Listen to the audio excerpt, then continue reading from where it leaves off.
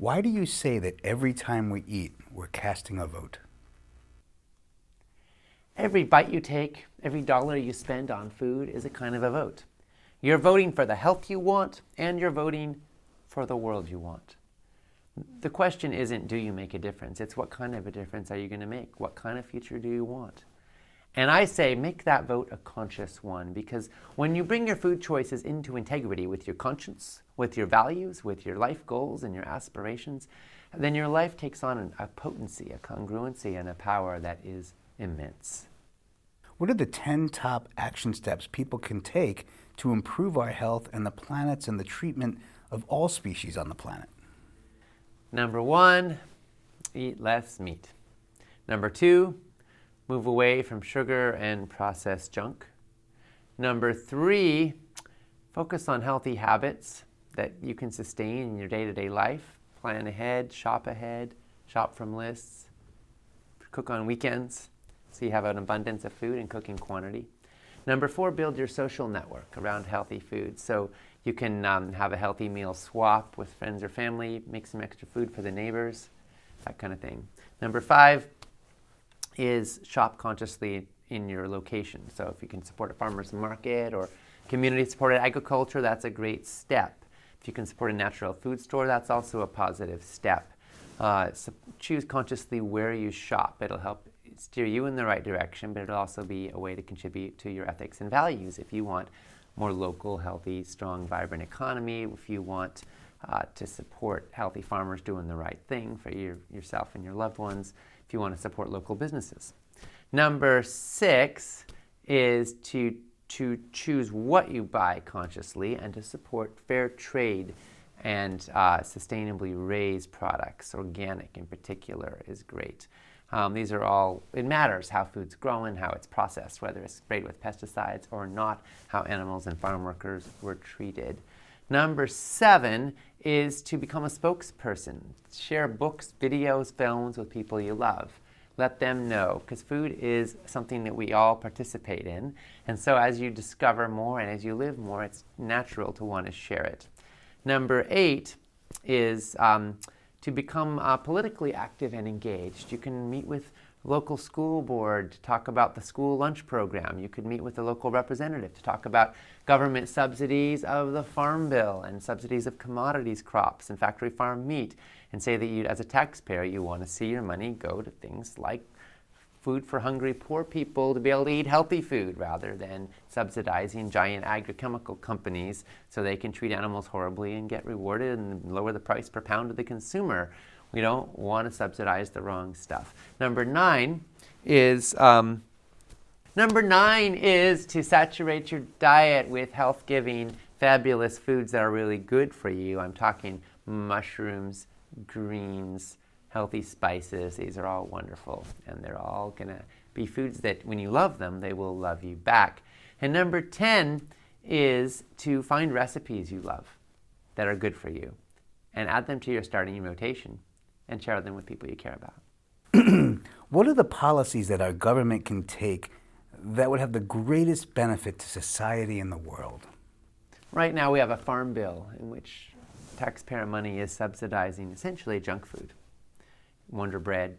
Twinkies has 14 subsidized ingredients in it, subsidizing factory farmed meat. And most of that money isn't supporting fruits, vegetables, nuts, and seeds, the foods we know we should be eating more of. So government could shift that. So if it's going to subsidize anything, it should be the farms that are growing the foods that are helping us be healthy. And then number 2, we could increase the food stamp value for fruits and vegetables, so that people who are poor, who are dependent on food stamps to survive, can actually afford to eat fruits and vegetables, which is going to create healthier communities. This has been piloted in a few places with the Wholesome Wave program. There's about 500,000 Americans participating right now. And what we're finding is that when people get double value for fruits and vegetables, guess what? They buy and they eat more fruits and vegetables, and they get healthier. So this is something we can implement on a mass scale. I'd like to see government investing serious research dollars, not just in agrochemical companies and agrochemical practices, but in organic agriculture. How can we expand yields and expand sustainability? We should be focusing on how we can sequester carbon out of the atmosphere into the soil through sustainable farming. We could actually help take a major bite out of climate change, possibly even reverse it, if we could just take some of that carbon out of the atmosphere, capture it in the soil, and restore our topsoil in the process. Is there any encouraging or good news going on in the food movement?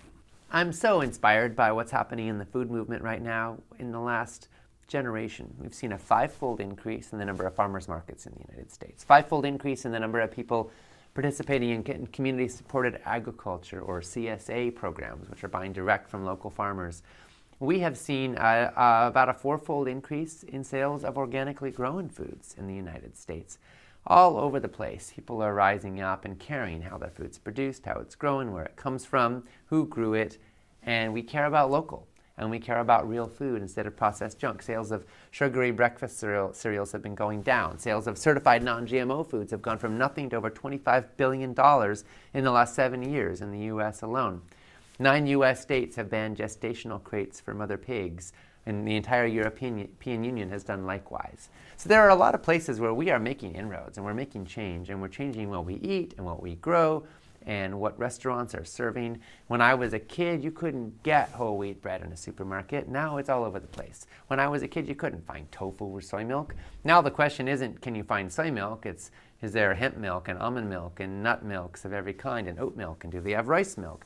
There are so many options emerging because consumers are demanding it, and the food industry and the food business and even the farmers are starting to respond. And I think we're just getting started. What do you see as the most important thing about the Real Truth About Health conference? The Real Truth About Health conference is giving us the real truth about health. And it's creating a mechanism where some of the top experts and wisdom leaders in the world can share their breakthrough insights widely, and where people all over the world can access it for free. You know, there's so much hucksterism in the natural health space today, where there's a secret covert agenda. Even when something is free, it really isn't. The real goal is to push a supplement or an ideology or even some kind of a book or course or something. So a lot of us understandably get kind of cynical about it. And we don't know who to trust. And I think that profit motive taints agendas and ideologies more than most people would like to admit. And the Real Truth About Health is trying, in the midst of that, to provide a breath of fresh air and a voice of sanity to say, you know what, let's get to the facts of it. And, you know, the experts all come also not being paid for their time, because they are also all people who are passionate about the message. And I think it creates a whole new spirit, which is a spirit of generosity and cooperation that we all want, because everyone wants to be healthy. And everyone wants to participate in building a healthier world, at least the folks who are part of this conference do. And so I love that we get to come together with kindred spirits, learn from leading edge experts, share our wisdom, cross-pollinate, and then apply it to get results in our lives.